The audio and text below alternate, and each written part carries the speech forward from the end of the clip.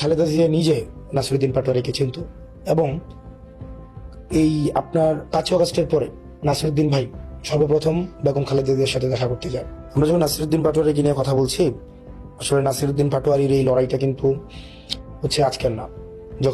এখন অনেকেই হাসিনার বিরুদ্ধে কথা বলে, আওয়ামী লীগের বিরুদ্ধে কথা বলে, ইন্ডিয়ার বিরুদ্ধে কথা বলে, কিন্তু যখন আসলে সবাই আওয়ামী লীগকে তুষণ এবং পোষণে ব্যস্ত ছিল, মিডিয়া, এন্টারটেনমেন্ট ওয়ার্ল্ড, বুদ্ধিজীবী মহল, সবাই, তখন এই নাসির পাটোয়ারিরাই তখন হচ্ছে হাসিনার বিরুদ্ধে লড়াই করেছে। ইন্টারমিডিয়েট পরীক্ষার আগে উনি জেল খেটেছে, নাশকতার মামলায় হাসিনার বিরুদ্ধে। উনি ঢাকা বিশ্ববিদ্যালয়ে জেল থেকে এসে ভর্তি পরীক্ষা দিয়েছে এবং উনি ঢাকা বিশ্ববিদ্যালয়ে পড়াকালীন উনি পুরো সময়টাই উনি হচ্ছে এই ফেসিবাদের বিরুদ্ধে উনি লড়াই করেছেন, ভারতের বিরুদ্ধে। তখন উনি একা একটা আন্দোলন করেছেন, আগ্রাসন বিরোধী আন্দোলন।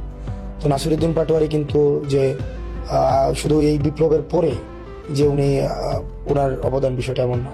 এবং খালেদা জিয়া নিজে নাসিরুদ্দিন পাটোয়ারিকে চিনত এবং এই আপনার 5 আগস্টের পরে নাসিরুদ্দিন ভাই সর্বপ্রথম বেগম খালেদা জিয়ার সাথে দেখা করতে যায় এবং বেগম খালেদা জিয়া ওনাকে নাম ধরে ওনাকে খুব ওয়ার্মলি ওনাকে ওয়েলকাম করে। তো সেই জায়গা থেকে নাসিরুদ্দিন পাটোয়ারি আমাদের জন্য রাজনীতিটা ওনাকে কে কিভাবে দেখেন, এটাকে আমি ওয়েলকাম করি, যে যেভাবে ইন্টারপ্রেট করছেন নাসিরুদ্দিন পাটোয়ারিকে, ফাইন।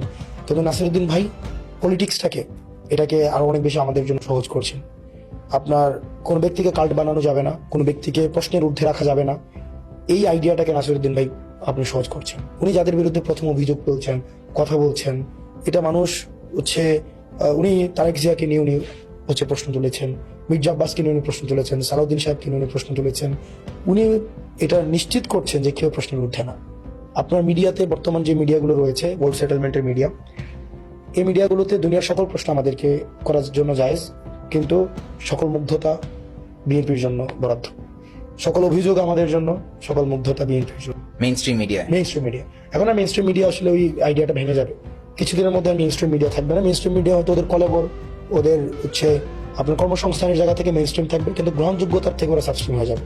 অলরেডি ওরা সাবস্ট্রিম।